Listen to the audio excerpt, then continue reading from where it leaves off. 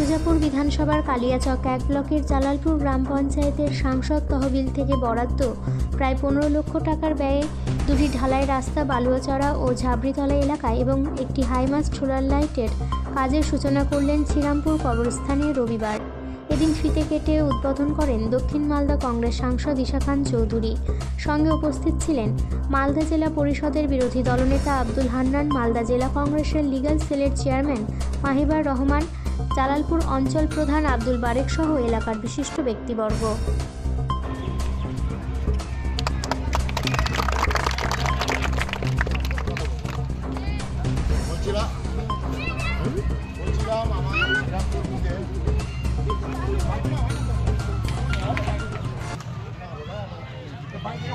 আমরা কালিয়াচক ব্লকের জালালপুর জিপিতে আছি।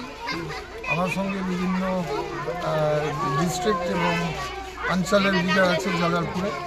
আজকে আমরা খুব খুশি যে আমরা প্রায় 15 লক্ষ টাকা এমপি ল্যাব থেকে আমরা আজকে উদ্বোধন করেছি। এখানে আপনার প্রায় 15 লক্ষ হচ্ছে আপনার শ্রীরামপুর, 7 লক্ষ টাকা একটা কংক্রিট রাস্তা, আরেকটা কংক্রিট রাস্তা 4 লক্ষ টাকা আপনার বালুয়াচড়া। আর শ্রীরামপুরে আমাদের হাই মাস লাইট, আমাদের এখানে যে কবরস্থান আছে, এই 3টা কাজ প্রায় দুটো কংক্রিট রাস্তার কাজ 11 লক্ষ টাকা আর 4.5 লক্ষ টাকা আপনার হাই মাস লাইট আমরা দিয়েছি ওই কবরস্থানে। এই 3টা কাজ আমরা আজকে উদ্বোধন করি।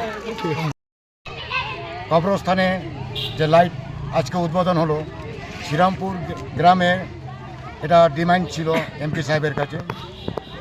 সেই ডিমান্ডটা শ্রীরামপুরবাসীর যে অভিযোগ আজকে আমরা আশা পূরণ করলো।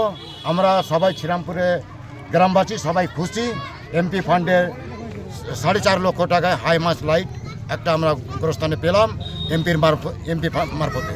আজকে ঈশাবাবু শ্রীরামপুর গ্রামে